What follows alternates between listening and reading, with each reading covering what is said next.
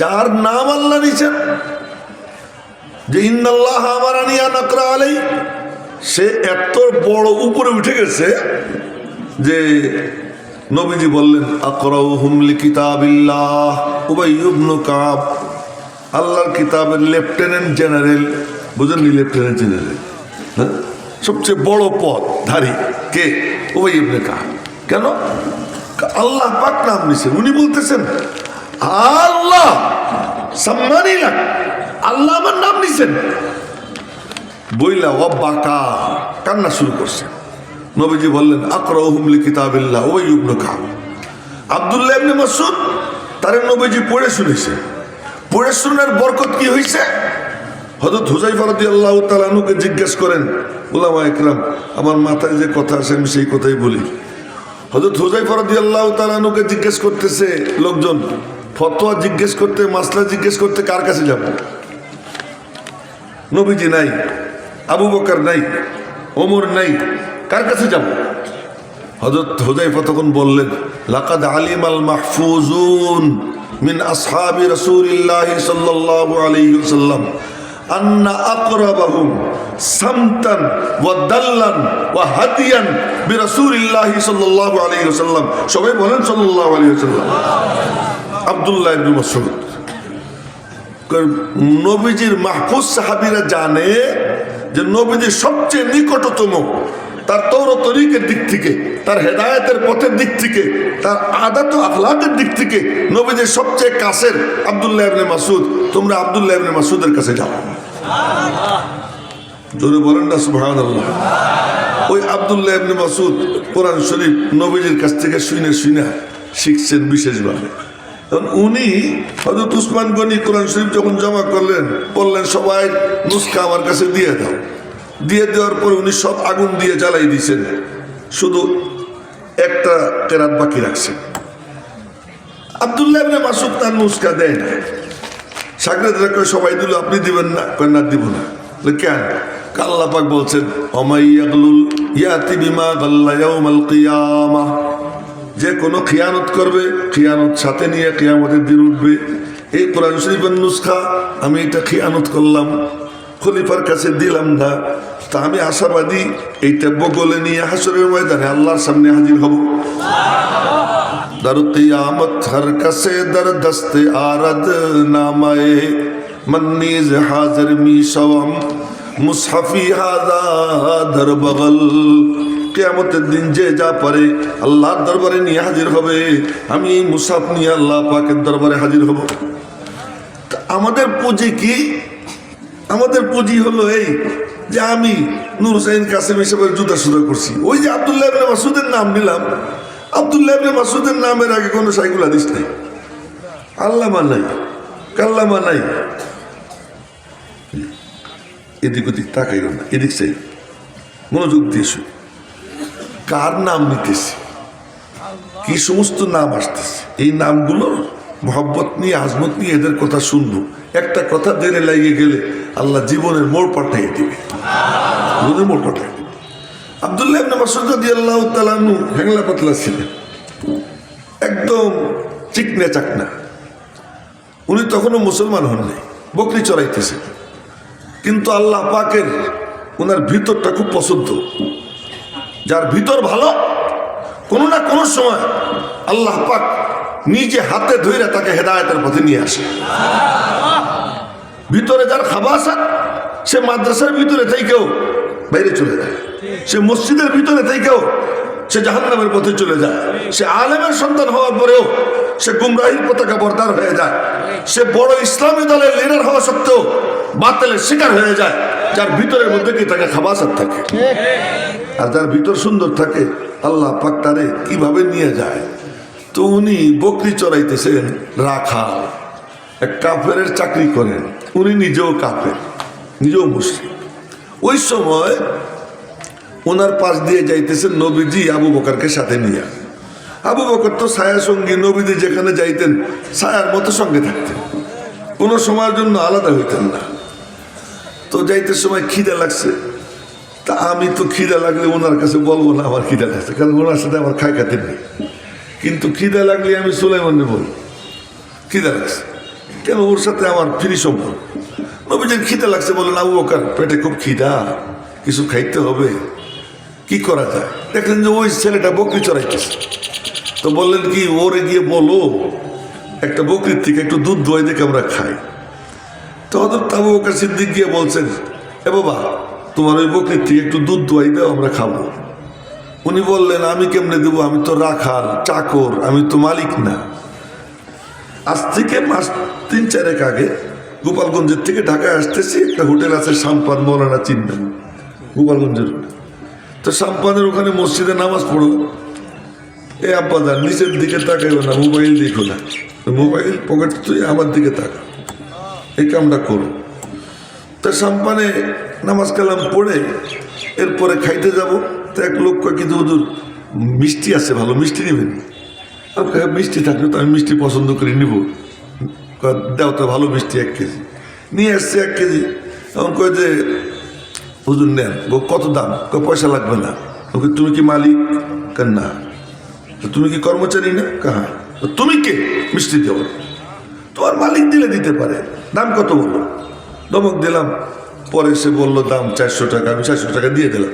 এর থেকে ভালো মিষ্টি ওখানে নাই, 400 টাকা দিয়ে নিয়ে আসলাম মিষ্টি। ওই কাফের সে বলতেছে আমি তো চাকর, আমি তো মালিক না, আমি কেমনে দিব? এই কথা আবু বকর সিদ্দিক নবীজির কাছে গিয়ে বলছে। বলার পরে নবীজি বললেন, আচ্ছা ভিতরটা তো খুব ভালো দেখা যায়, ভিতরটা তো খুব ভালো দেখা যায়। এই যে জজবা এসে গেছে, আল্লাহ পাকের রহমতে জোশ এসে গেছে। जोश में आए जो दरिया रहम का, जोश में आए जो दरिया रहम का, गब्रे सद साला हो फखरे औलिया। রব্বুল আলামিনের রহমতে জোশ এসে গেছে। নবীজির ভিতরে আল্লাহ পাকের যে আসর থাকতো, আল্লাহ পাকের কুদরতি মেজাজে নবীজি জমিনে বৈশা ওই আসরে মুতাআসসির হইতেন, ওই প্রভাবে প্রভাবিত হইতেন। আল্লাহ পাকের শানে রহমত থাকতো, নবীজির জুবান দিয়ে রহমতের কথা বের হইতেই থাকতো।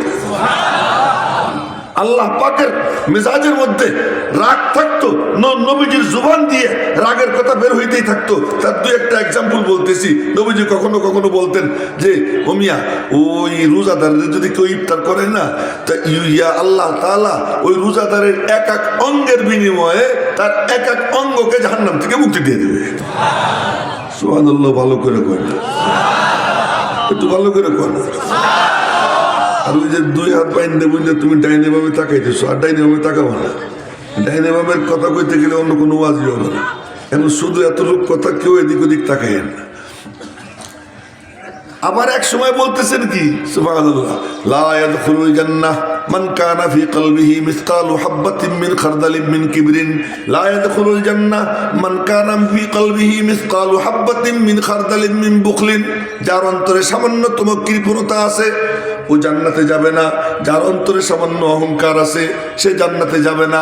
আবার বলতেছেন এক বুড়ার লাঠি উঠেই দিচ্ছে, একরাম করছে, আল্লাহ তারে জান্নাতের ফয়সালা করে ফেলেছে। কি ব্যাপার? এক সময় এইটা কন, এক সময় ওইটা কন। সাহাবীরা বুঝতেন নবীজি কখন কোন কথা কন, এই জন্যই তো আল্লাহ আমাদেরকে ওই সময় পাঠায় নাই। আমরা হইলে প্রশ্ন করতেই থাকতাম, দেড় বেটারি তো বুঝি না। কিন্তু নবীজির পাশে ওই সাহাবীরা ছিলেন যারা বুঝতেন এখন নবীজি কোন শানে আছেন। কিসমত দি হর শখস কো কসামে আজল নে, किस्मत दी हर शख्स को कस्साम अज़ल ने, जिस शख्स को जिस चीज का काबिल नजर आया। আশরাফ আলী থানবীর উপযুক্ত আমরা ছিলাম না, তাই আল্লাহ আমাদেরকে তাদের মুরিদ করায় নাই, তার যুগে পাঠায় নাই। হাফিজ জি হুজুরের মতো লোককে পাঠাইছে। আশরাফ আলী থানবীর হযরত আশরাফ আলী থানবীকে পাঠাইছে কার কাছে? হাজী ইমদাদুল্লাহ মুহাজিরে মক্কির জন্য, যার জন্য যে সেট ফিট আল্লাহ তারই তার জন্য পাঠাইছে। নবীজির পাশে যারা উপযুক্ত ছিলেন তাদেরকেই পাঠাইছে। তারা কোনো প্রশ্ন করেন নাই, বুঝে ফেলছেন যে এখন এই হালাত, এখন নবীজির জুবান দিয়া শুধু সুসংবাদ বের হইতেই থাকবে। একবার সুসংবাদ বের হইতেছে কি নবীজি বলতেছেন আল্লাহ পাক রহমতের জোশ আসবে, জাহান্নাম থেকে এক অঞ্জলি ভইরা আল্লাহ জান্নাত দিয়ে দিবেন। আবু বকর কয় কি জিত, নবীজির বলতেছে ইয়া রাসূলুল্লাহ জিত বাড়াইতে। নবীজি বললেন আর এক অঞ্জলি উঠাবে। সুবহানাল্লাহ, আগামীকাল করবে না। আর এক অঞ্জলি উঠাবে। হযরত ওমর বলতেছেন, হযরত আবু বকর বলতেছেন জিদ, হযরত ওমর কয় থামেন, আপনি খালি জিদ জিদ শুরু করছেন। দেখেন তামাশা, দুই বুড়া নবীজির শ্বশুর। ওমর বলতেছেন এই আপনি জিদ জিদ বাদ দেন। আবু বকর কয় তোর কি হয়েছে? আমি আল্লাহ পাকের রহমতে জোশ আসছে, একটু বাড়াই নেই, তোর অসুবিধা কি? ওমর কয় কি আমার আল্লাহ ইচ্ছে করলে এক অঞ্জলি দিয়ে সব জাহান্নামীরে কাইছে একবারে আল্লাহ জান্নাত দিবার পারে। নবীজি বললেন সদাকা ওমর, ওমর ঠিক কইছে, ওমর ঠিক বলছে। তার মানে আল্লাহ পাক কখনো শানে রহমতের মধ্যে ডুবে থাকতেন। ওই শানে রহমত যখন আল্লাহ পাকের শানে রহমতের মধ্যে জোশ আসতো, নবীজির উপরে ওর প্রভাব পড়তো, আর নবীজি ওইগুলো বলতে থাকতেন, শুধু রহমতের কথা, সুসংবাদের কথা। আবার যখন আল্লাহ পাকের শানে গজবের মধ্যে দাও দাও করে আগুন জ্বলতো, নবীজির চেহারা লাল হয়ে যেত, গলার রক ফুলে যেত, আপনা আপনা গুনার কারণে নবীজি জাহান্নামের ধমকি দিতেন। এই অবস্থা ছিল। তো আব্দুল্লাহ ইবনে মাসউদের ওই নাম কয়ে ফেলাইলাম, মনে করছিলাম নামটা পরে কম, কিন্তু আগে বলা হয়ে গেছে। ওই যুবক যখন বলছে এই কথা, যাক নাম যখন যাই নিয়ে ফেলাইছে সমস্যা কি। তো ওই যুবক যখন এই কথা বলছে যে আমি তো চাকর, আমি তো মালিক না, তো নবীজির ভিতরে জজবা এসে গেছে। বললেন আবু বকর ওরে গিয়ে বলো তো, যে বকরির দুধ নাই ওই বকরির থেকে যদি দুধ খাই আমরা, ওর কোনো আপত্তি আসেনি। তো গিয়ে বলছে তোমার যে বকরির দুধ নাই ওখান থেকে খাইলে কোনো আপত্তি আসেনি। তাতে কি আপত্তি? তো নবীজি দুধহীন বকরির একটার স্তনে গিয়ে হাত লাগাইছে, হাত লাগাইছেন আর দুধে ভরে গেছে। এবার ওখান থেকে দুধ দহন করছে, নবীজি খাইলেন, আবু বকর খাইলেন। আর আমাদের মতো দুধ মানে দোয়াইয়া এরপরে জ্বালাইয়া ঘোড়ার ডিম নষ্ট করে নবীজি খাইতেন না। নবীজি কাঁচা দুধ, তার উপরে ফেনা উঠতো, ফেনার উপরে পানি মেরে দিতেন, ফেনা নিচে নেমে যেত, কাঁচা সালেম সহি সালেম দুধ খাইতেন। দুধ খাইতেন তো ওই সময় আর গোস্ত খাইতেন না, গোস্ত খাইতেন তখন আর দুধ খাইতেন না। এই জন্য নবীজি কোনো সময় পেটে বুটবাট করে নেই। আমরা দুধও খাবো, গোস্তও খাবো, আর কত পদের আইটেম। আজকে সুলাইমানের বাসায় উড়ে আইটেম, এখন আমি কোনটা থেকে কোনটা খাবো, আমি বড় বিপদে পড়ে গেছি, বিপদে পড়ে গেছি, এত আইটেম। এই জন্য হাদিসে আসছে মা আকালা রাসূলুল্লাহ সাল্লাল্লাহু আলাইহি ওয়াসাল্লাম আলা খিওয়ানিন ওয়ালা সুকুররুজাতিন ওয়ালা খুবিজা লাহু মুরাক্কাক, সহিহ তিরমিজি শরীফের হাদিস। নবীজি এরকম কি করতেন না, বহু আইটেম নিয়ে খাইতেন না, বহু আইটেম নিয়ে খাইতেন না। আবার বহু আইটেমেরও সাবেত আছে। হযরত খলিল আহমদ সাহারানপুরি রহমতুল্লাহ আলাই এ মনোযোগ দিয়ে শুনেন, থানবী রহমতুল্লাহ আলাইর ওখানে গিয়ে মেহমান হয়েছেন। তো গিয়েছেন, দেখেন যে অনেক আইটেম। তো বললেন যে কি এত আইটেম করছো কেন, এত আইটেম কেন করছে? হয়তো থানবী বলতেছেন আপ থোড়ে থোড়ে ফাঁসেলা পর আ যায়া করে, মাইমি আইটেম কম করুন না। আপনি অল্প অল্প কয়েকদিন পর পর আইসেন, আইটেম বেশি করবেন না। আপনি আসবেন 6 মাস 1 বছর পরে, তা আমি কি করবো? তা আপনি 6 মাস 1 বছর পরে আসেন, এই জন্য আমি বেশি আইটেম করি। হ্যাঁ, এটা তো অন্য কথা ছিল। তো নবীজি দুধের উপরে পানি দিয়ে দিতেন, পানি দিয়ে দিলে ওইটা নিচে ফেরা চলে যেত, কাঁচা দুধ খাইতেন। স্বাস্থ্য কি ছিল, 24 ঘন্টায় একবার বাথরুমে যেতেন। সুবহানাল্লাহ কইন। আমাদের তো মাশাআল্লাহ ওয়াজের মধ্যে দেখি ওয়াজ চলতে থাকে, মাঝখানে ওইটা বুড়ে মেয়ে হাঁটা দিছে, যুবক হাঁটা দিছে, কই যায় আঙ্গুল দেখা। আমি যদি আঙ্গুল দেখাই তাহলে কি হবে? এখন বলেন, আমি বয়ান করতেছি, আমি করলাম কি, এই আমি যদি হাঁটা দিই আপনারা কি করবেন? কারণ আপনারা আঙ্গুল দেখাইয়া যান, আমি কি করবো? না, এই যে আমাদের অবস্থা। সাহাবা একরামের স্বাস্থ্য কি ছিল? শুধু সাহাবি না, নবীজির বিবিরা কুন্না কুন্না নাতাগাওয়াতু মিন লাইলিন ইলা লাইলিন, কুন্না নাযহাবুল বারাজা, আমরা এই বাউল বারাজের জন্য যাইতাম, আমরা বাথরুমে যাইতাম এক রাত থেকে আর এক রাত পর্যন্ত, 24 ঘন্টা মাত্র একবার, 24 ঘন্টা একবার।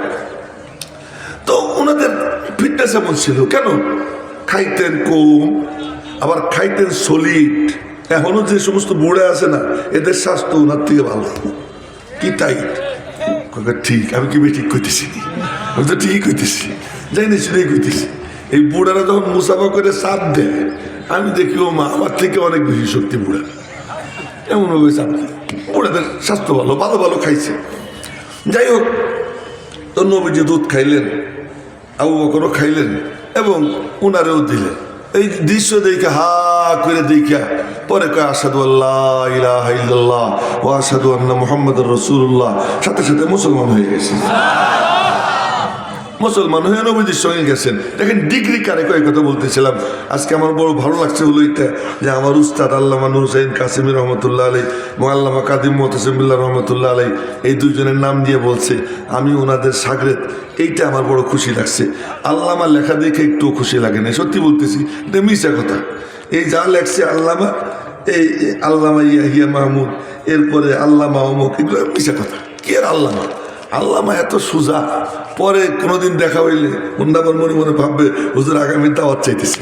পরে কোনোদিন দেখা হইলে আল্লামার বয়ান দেবো যে আল্লামা কি জিনিস। তো আব্দুল্লাহ ইবনে মাসউদ মুসলমান হয়ে গেছে। মুসলমান হয়ে এখন আর কিসের রাখা, মুওয়াহিদ চেবর পায়ে রিজি জারাস, মুওয়াহিদ চেবর পায়ে রিজি জারাস, চে ফৌলাদ হিন্দি नहीं बरसरास, उम्मीदों है रासस नबाशद से कास, हमी नस्ते बुनियाद तौहीद बास।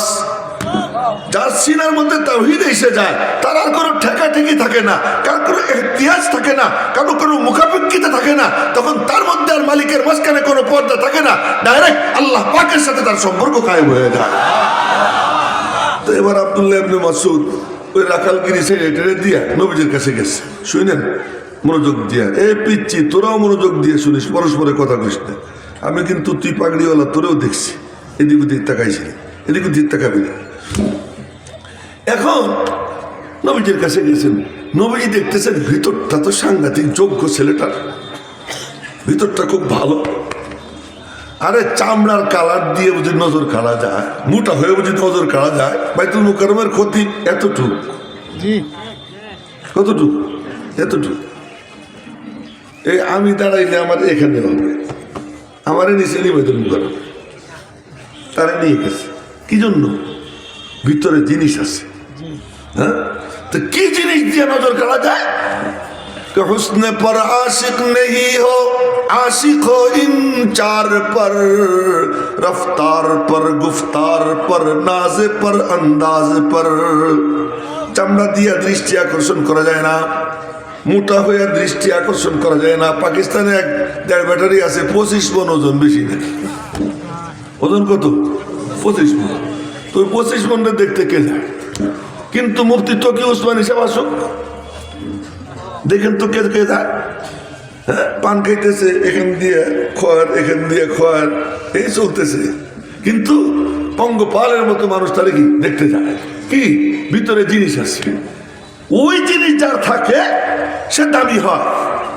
তা আব্দুল্লাহ ইবনে মাসউদ নবীজির দরবারে গেছেন, নবীজি দেখলেন ভিতরটা তো সাংঘাতিক। বললেন, কে তুই দূরে যাবি না, আমার কাছে কাছে থাকবি। যোগ্য কাউকে পাইলে তারে কেমন কদর করতেন সাহাবীরা, উলামা ইকরাম জানেন। আবু জামরা নামক এক তাবেঈ আব্দুল্লাহ ইবনে আব্বাসের দরবারে গেছে। কয়েকদিন দেখে কইলেন, কি এ আবু জামরা, তুই আর কোথাও যাইস না। কি? আকিম ইনদি, আমার কাছে থাক, হাত্তা আজআলা লাকা মালাম মিন আর নাসিবাম মিন মালি, আমি তোরে আমার মালের ওয়ারিস বানাবো। এই আবু জামরাকে নিজের কাছে রেখে দিচ্ছেন কেন? ভিতরে প্রতিভা দেখছেন। নবীজি ওই জিনিস যার ভিতরে প্রতিভা আছে তারে দূরে সরতে দিতেন না। আব্দুল্লাহ, তুই আমার কাছে থাক। আব্দুল্লাহ কাছে থাক। কাছে থাকতে থাকতে সবাই মনে করতো নবীজির পরিবারের সদস্য। সুবহানাল্লাহ কইতে মনে হয় দুই একজন তাও কইতেছে, শরম পাইতেছে যে ভুল হয়ে যেতেছে। সবাই মিলে কইলে কোনো গুনাহ হবে নাকি? তো সবাই মিলে বলেন সুবহানাল্লাহ। এই ফাঁকে একটা সুসংবাদ দিয়ে দিই, কামা তাহিয়াউনা তামুতুন ও কামা তামুতুনা তুবাসুন। নবীজি বলছেন, যেমন জীবন তেমন মরণ, যেমন মরণ তেমন হাসর। যার আল্লাহ আল্লাহ বলতে অভ্যাস, সুবহানাল্লাহ বলতে অভ্যাস, আল্লাহু আকবার বলতে অভ্যাস, মৌত তার ওই রকম আল্লাহ বলতে বলতে হবে। আব্দুল্লাহ ইবনে মুবারক মৃত্যু শয্যায় শায়িত, সাকারাতুল মৌতের অবস্থা শুরু হয়ে গেছে, মৃত্যু যন্ত্রণা শুরু হয়ে গেছে। এমন সময় পাশে বসে একজন ওই হাদিসের উপর আমল করে নবীজি বলছেন, লাকিনু মাউতাকুম বিশাহাদাতি আল্লাহ ইলাহা ইল্লাল্লাহ। তোমাদের মৌত এর বিছানায় শোয়া ব্যক্তির পাশে বৈশা বৈশা কলেমায়ে শাহাদাতের তালকিন করবা। তালকিন কেমনে করে? তুমি বৈশা বৈশা পড়বা, সে শুনবে, শুই না কপাল ভালো হইলে সেও পড়বে, এই কাম করবা। তো একজন বৈশা বৈশা কলেমা শাহাদাত পড়তেছে, কলেমা তয়বা পড়তেছে।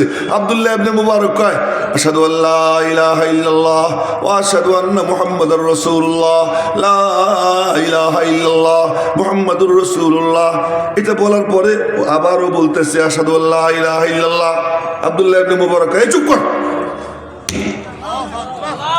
চুপ কর, আমার ডিস্টার্ব করিস না। তার মানে তুই শুনিস নাই আমি কলেমা পড়ছি?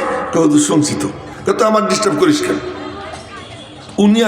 উনি কি বুঝবেন? উনি তো বুঝে ফেলেছেন ডিস্টার্ব মানে উনি তখন দেখতেছেন যে জান্নাত থেকে সিঁড়ি নামছে, আসমান থেকে সিঁড়ি নামছে, নূরের ফেরেশতারা আসছে, জান্নাতের ফলমূল ওনার সামনে ঝুলতেছে, উনি ওইগুলোর মধ্যে ডুবা।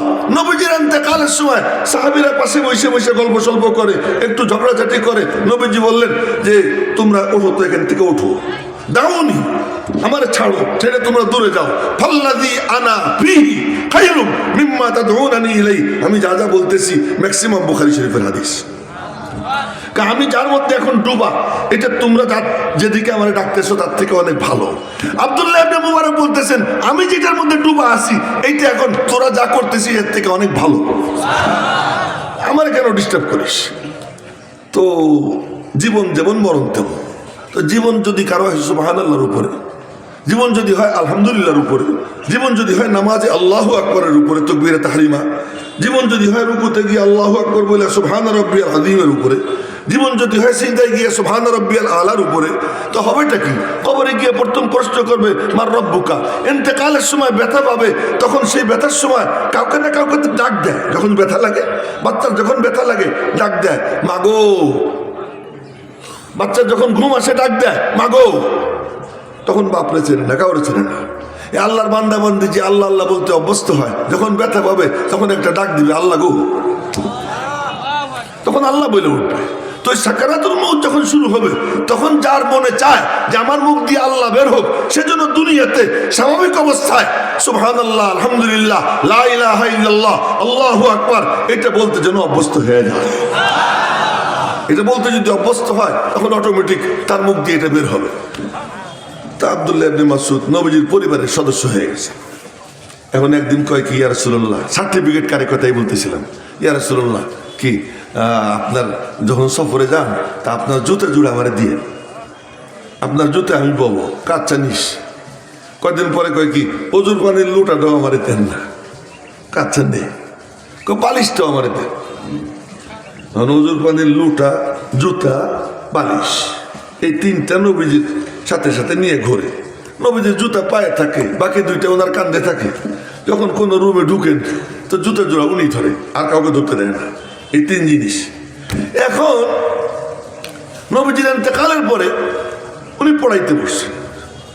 আল্লামা শাইখুল হাদিস ইবনে মাসউদ এখন 10 দিবেন, আপনারা সবাই চৌকান্না হয়ে যান। না না না, উনি 10 দিতে বসে বলতেছেন আমার চেনো আমি কে? কে? আমার ডিগ্রি 3টা। আমার ডিগ্রি কয়টা? 3টা। কি? আনা সাহিবুত তাহুর ওয়ান নালাইন ওয়াল বিসাদ। আমি নবীজির অজুর পানির লুটা বহনকারী, আমি নবীজির চপ্পল বহনকারী, আমি নবীজির বালিশ বহনকারী। এটা হলো সার্টিফিকেট। তাই আজকে আমি ঘোষককে ধন্যবাদ দিই যে আমার বড় সার্টিফিকেট বয়ান করছে। কি? আমি হযরত নূর হুসাইন কাসেমী রহমাতুল্লাহ আলাইহির মাথায় তেল দিতাম, রাত্রে তিরমিজি শরীফ পড়াইতেন, 12টা 12:30 পর্যন্ত পড়াইতেন। পড়ানোর পরে শুইতেন, ডাক দিতেন খোকা, খোকা বলতেন। তো খোকা বলার পরে যাইতাম, তো যাওয়ার পরে বলতেন মাথায় একটু তেল দাও, তো তেল ডলা শুরু করতাম। তো তেল ডলতে ডলতে হুজুর ঘুমাই পড়তেন। তো হুজুর ঘুমাই পড়ছেন, আমারে যতক্ষণ না বলবেন তুই যা, আমি আর উঠতাম না। হুজুর তো ঘুমাই পড়ছে, হঠাৎ করে হুজুরের ঘুম ভাঙতো। ঘুম ভাঙর, খোকা তুমি এখনো যাও নাই? যে হুজুর চাইতেছি, এই যে উঠে আসতাম। তখন রাত্র হয়তো 2টা বাজে, 2:30 বাজে। ওই তেল দেওয়ার সুযোগ আমার হয়েছে।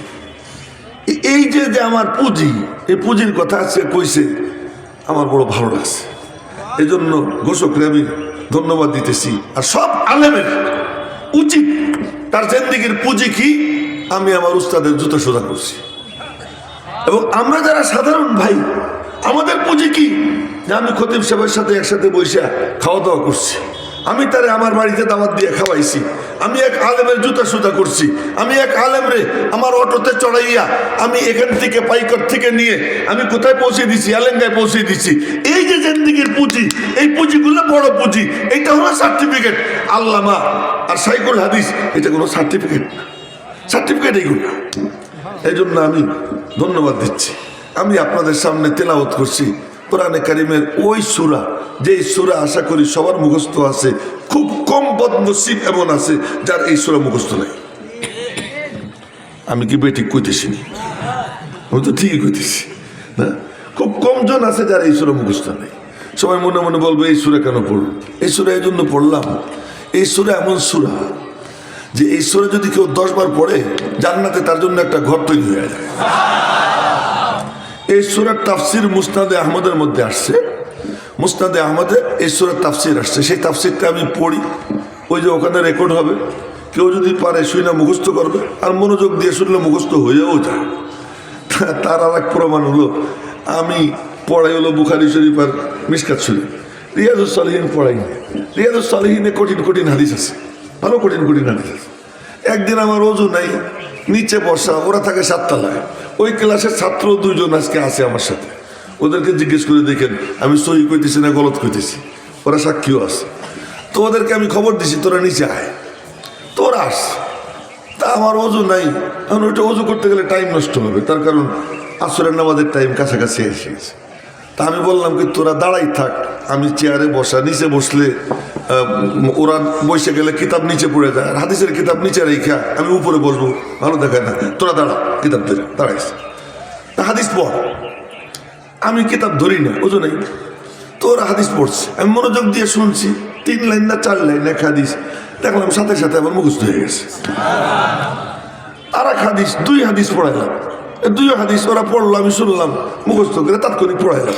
মনোযোগ দিয়ে শুনলে মুখস্থ হয়ে যায়। এটা শুনে এলাম হলো আমি তো বুড়া, এখানে অনেক জোয়ান আছে, কুল আল্লাহর সাথে মিল আছে, কুল আল্লাহ শরীফ মুখস্থ আছে। তা আমি যেটা পড়বো, এটা যে মুস্তাদে আহমদের তাফসীর আসছে, এটা একটু মনোযোগ দিয়ে শুনলে মুখস্থ হয়ে যাবে। মনোযোগ দিয়ে শুনলে সেটা কি নবীজি বলছেন, কেউ যদি পড়ে 10 বার লা ইলাহা ইল্লাল্লাহ ওয়াহিদান আহাদান সামাদান লাম ইয়াত্তাখিয সাহিবাতাও ওয়ালা ওয়ালাদান ওয়া লাম ইয়াকুল লাহু কুফুয়ান আহাদ। নবীজি বলেন কেউ যদি এটা 10 বার পাঠ করে তার আমলনামায় 4 কোটি নেকি লেখা হবে। কত নেকি? 4 কোটি। এ বাধার নিচের দিকে তাকান যাবে না, সবাই সমান। হ্যাঁ, সবাই সমান। আচ্ছা, একজন দোয়া করতেছে, আমার দিকে দিকে দোয়া করতেছে, লা ইলাহা ইল্লা আনতাল আহাদুস সামাদ আল্লাযী লাম ইয়ালিদ ওয়া লাম ইউলাদ ওয়া লাম ইয়াকুল লাহু কুফুয়ান আহাদ। নবীজি পাশ দিয়ে যাইতেছেন, সঙ্গে আরেক সাহাবী। নবীজি বললেন লাকাদ দাআ বিদুআইন, ও এমন দোয়া করছে, এমন কিছু কালিমাত বলছে, এমন দোয়া শুরু করছে, ও যা চাবে তাই পাবে,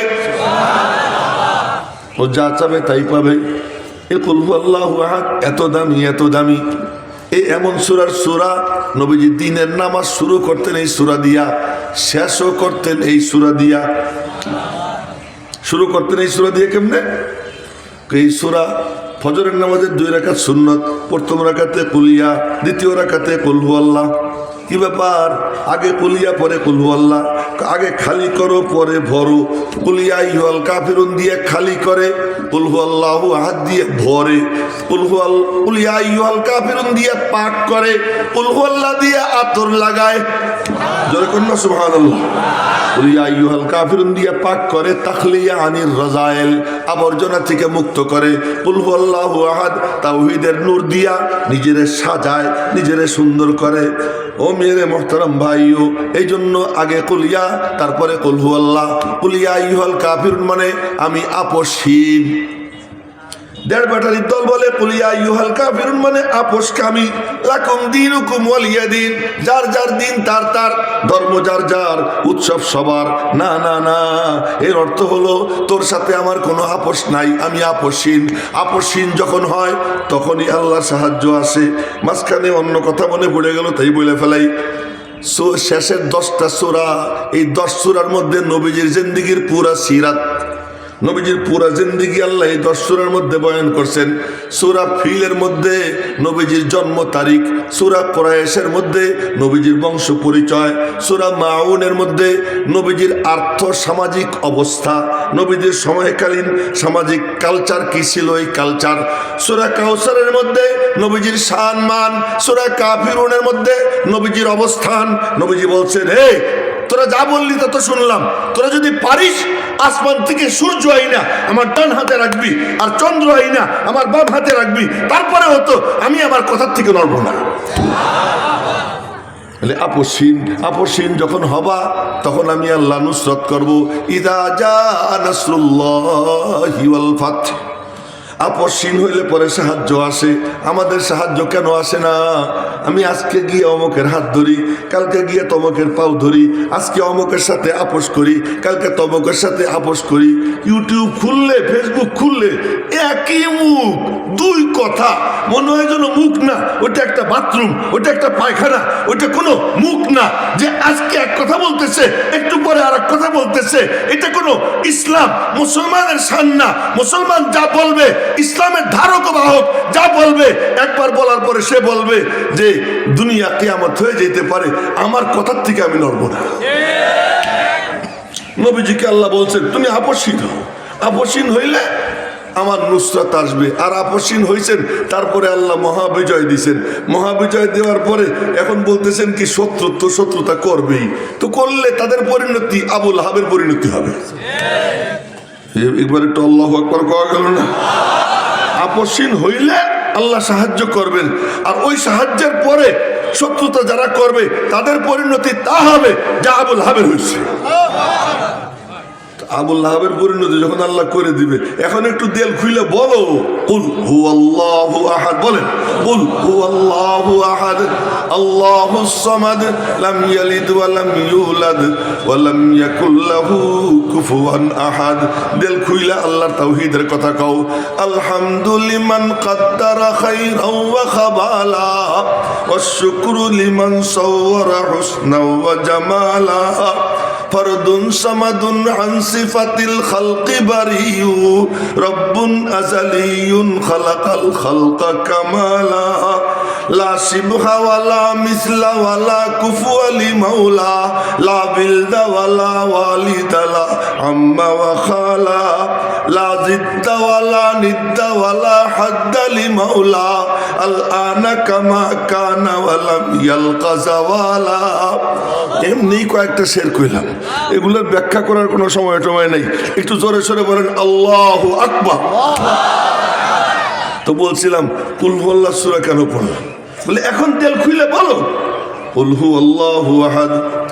এখন যখন আল্লাহর নাম তোমরা নিতে থাকবা, তখন একদল হিংসুক হিংসা করবে। আর সব দমনের অস্ত্র আছে, হিংসুক দমনের কোনো অস্ত্র দুনিয়াতে আবিষ্কার হয় নাই, আল্লাহ কোনো অস্ত্র আবিষ্কার করে দেন নাই। কন্যা একটু সুবহানাল্লাহ। আল্লাহ কয় কোনো অস্ত্র দিব না, একটা জিনিস, দুইটা জিনিস দিয়ে দিতেছি। কি দুইটা সূরা দিলাম, একটা হলো ফালাক আর একটা হলো নাস। হিংসুকদের থেকে বাঁচার জন্য এই দুই সূরা পড়া এরকম করবি, দেখছেন আমার দিকে, এই ছু ছু করতে সময় এই দেখেন আমার হাতে কিছু ময়লা আছে, এমনি ফু দিলে কোনো কাম হয় না। এই যে দম করলে এরকম এই করলে কিছু বাতাসের সাথে একটু থুতুর গুড়ি বের হয়, এই থুতুর কণা বের হয়, এইটা দিয়া নিজের গা গতর বন্ধ দিবা। এই বন্ধ দিবা, আমি আল্লাহ হেফাজত করবো, আমি আল্লাহ হেফাজত করবো। এই হিংসুকদের থেকে বাঁচার এই রাস্তা। যাই হোক, তো এখন এই নবীজির সিরাত বয়ান করলাম, এই 10 সূরা। এই 10 সূরার সিরাতের ব্যাখ্যা করতে গেলে তো লম্বা টাইম, ওই সময় নাই। কুল হুয়াল্লাহ কেন পড়লাম তাই কই। কুল হুয়াল্লাহ কেন পড়ছি, যে কুল হুয়াল্লাহ খুব দামি সূরা। এই সূরা দিয়ে নবীজি নামাজ শুরু করতেন। এটা দিয়ে নামাজ শেষ করতেন। ফজরের নামাজের সুন্নতে পড়তেন কুল ইয়া আইয়ুহাল কাফিরুন কুল হুয়াল্লাহু আহাদ। আবার শেষ নামাজ হলো বেতের নামাজ। আপনারা বলবেন বেতের পরেও তো 2 রাকাত পড়ে, এটা গলত। ইজআলু আখিরা সালাতিকুম বিতরা, এটা বুখারী শরীফের হাদিস, যে শেষ নামাজ বেতের নামাজ। বেতের নামাজের প্রথম রাকাতে নবীজি সাব্বিহ ইসমা রাব্বিকাল আলা পড়তেন, দ্বিতীয় রাকাতে কুল ইয়া আইয়ুহাল কাফিরুন পড়তেন, তৃতীয় রাকাতে কুল হুয়াল্লাহু পড়তেন। আচ্ছা, হজ শুরু করবেন, উমরা শুরু করবেন, তার আগে 2 রাকাত নামাজ। এই নামাজে আপনারা দেখেন প্রথম রাকাতে কুল ইয়া, দ্বিতীয় রাকাতে কুল হুয়াল্লাহ। মাগরিবের পরে 2 রাকাত সুন্নাত, এর প্রথম রাকাতে কুল ইয়া, দ্বিতীয় রাকাতে কুল হুয়াল্লাহ। এত দামি সূরা, এত দামি সূরা।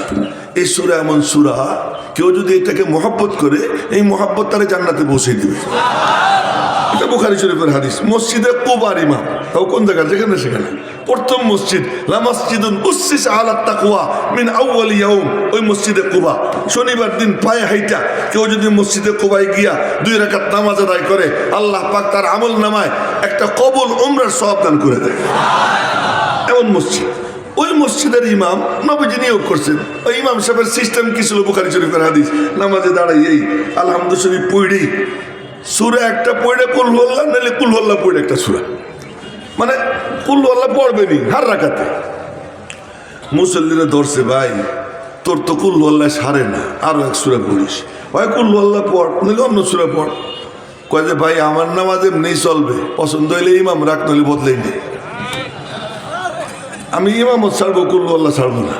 ওরা মনে মনে করে না রে হুয়া আফজালু, না ও আমাদের মধ্যে সেরা, নামাজ ওর পিছনেই পড়বো, আর কেউ কিচ্ছু কয় না। আখেরি ঠিকানা নবীজি। নবীজির কাছে গিয়ে নালিশ করছে, ইয়া রাসূলুল্লাহ ঘটনা তো বুঝলাম না, আমরা খালি এতটুকু কইছি, ভাই কুল হুয়াল্লাহ পড় না অন্য সূরা পড়। ইমামতি ছাড়ার হুমকি দিছে, আমরা আর কিছু কই নেই। ওর নামাজ, ওর পিছনে নামাজ পড়ে খুব মজা লাগে। ওর পিছনে নামাজ পড়ে মজা লাগে। কারো কারো তেলাওয়াত এমন লাগে মনে হয় যেন আসমান থেকে নাজিল হইতেছে। তার মধ্যে একজন উনি, উনার তেলাওয়াত শুনতে ভালো লাগে। তো ইয়া রাসূলুল্লাহ কারণটা কি একটু জিজ্ঞেস করে। নবীজি ডাক দিছেন, কি সোনা মিয়া? আরে আমি না কইলাম সোনা মিয়া, নবীজি কি আর সোনা মিয়া বলছেন? যা একটা বলছেন কি তুমি বলে সব রাকাতে কুল হুয়াল্লাহ পড়ো? জি। আমার দিকে দেখেন, না দেখলে তো বুঝবেন না। জি। কেন? মনে মনে কয় এর মধ্যে 5টা সিফাত। কি? আহাদ, সমাদ, লাম ইয়ালিদ, লাম ইউলাদ, ওয়া লাম ইয়াকুল লাহু কুফুয়ান আহাদ। আহাদ মানে একটা, এগানা, নিরালা। ওয়াহিদ মানে এক, আহাদ মানে একটা, একটা মানে লাইসা কামিসলিহি শাই, আল্লাহর মতো কোনো কিছু নাই। লাহু ইয়াদুন লাইসাত কাআইদিনা ওয়া লাহু রিজলুন লাইসাত কাআরজুলিনা ওয়া লাহু আইনুন লাইসাত কাআয়ুনিনা ওয়া লাহু উযুনুন লাইসাত কাআযানিনা ওয়া লাহু জামিউল আযাইনা লাইসাত কাআযাইনা। আল্লাহ পাকের চেহারা আছে, আমাদের চেহারার মতো না। চেহারা যদি নাই থাকবে দেখবেটা কি? জান্নাতীরা বসে থাকবে, হঠাৎ করে ফোকাস পড়বে আর আলোতে চমকে উঠবে, চমকে উঠে উপরের দিকে তাকাবে, তাকাইয়ে দেখবে রব্বুল আলামিনের নূরানি চেহারায় মুস্কি মুস্কি হাসি। আল্লাহ পাক জান্নাতীদের দিকে তাকাইয়া হাসতেছে। চেহারা তো আছে, কিন্তু কেমন? যেমন আল্লাহ তেমন তার চেহারা। জাহান্নাম চিৎকার দিবে, ইয়াউমা নাকুলু লিজাহান্নামা হালিম তালাতি ওয়া তাকুলু হাল মিন মাজিদ। আল্লাহ পাক বলেন যে আমি যেদিন জিজ্ঞেস করব, ও জাহান্নাম তোর পেট ভরছেনি? আর জাহান্নাম বলবে আরো আসেনি, আরো আসেনি, আমার পেট ভরে নাই। এই জাহান্নাম চিৎকার দিতেই থাকবে হাত্তা ইয়াদার রব্বু তাবারাকা ওয়া তাআলা কদমাহু আলান নার। আল্লাহ পাক তার কদমকে জাহান্নামের উপর রাখবেন। বোঝা গেল কদম আছে, কিন্তু কদম কেমন? আমাদের কদমের মতো না। এবং কদম রাখার পরে জাহান্নামের ভিতর থেকে আওয়াজ আসবে কত কত কত। হাদিসে আসছে, বুখারী শরীফের হাদিস। কত কত কত মানে ক্যাচ ক্যাচ ক্যাচ শব্দ হবে। জাহান্নাম চেপে যাবে, চেপে যাবে আর বলবে কি, হ্যাঁ আমার পেট ভরে গেছে। জান্নাতও চিৎকার দিবে যে আল্লাহ আমার পেট ভরে নেই, আমারে দাও। ওয়ায়ুনশিউ লাহা খালকান জাদীদা, আল্লাহ পাক নতুন মখলুক সৃষ্টি করে জান্নাত ভরবে। কিন্তু জাহান্নামে আল্লাহ তাআলা নিজের কুদরতি কদম রাখবেন। বোঝা গেল কদম আছে, কিন্তু আমাদের মতো না। আল্লাহ আহাদ, এই কথাটা ভালো করে বুঝেন। আল্লাহ পাক বলেন ওয়ামিন কুল্লি শাইইন খালাকনা যাওজাইন লাআল্লাকুম তাযাক্কারুন। हर चीज को हमने जोड़ा जोड़ा पैदा किया, सब जिनिस আমি জোড়ায় জোড়ায় বানাইছি যেন তোরা একটু ফিকির করিস। তার মানে মখলুক যখন জোড়ায় জোড়ায়, খালেক কেমনে জোড়া হন, এটা হলো ফিকির। মখলুক যখন জোড়ায় জোড়ায়, খালেক জোড়া হইতে পারেন না। এই জন্য দেখবেন গমের একটা দানা ওরও মাঝখানে ফাড়া, তো কন্যা সুবহানাল্লাহ। গমের একটা দানা তারও মাঝখানে ফাড়া, কি ব্যাপার? কই জোড়ায় জোড়ায় আসমান জমিন, রাত দিন, নারী পুরুষ সবকিছু জোড়ায় জোড়ায়। সবকিছু যখন জোড়ায় জোড়ায়, একমাত্র বেজোড় কে? এ হলো আহাদ। কুল হু আল্লাহু আহাদ।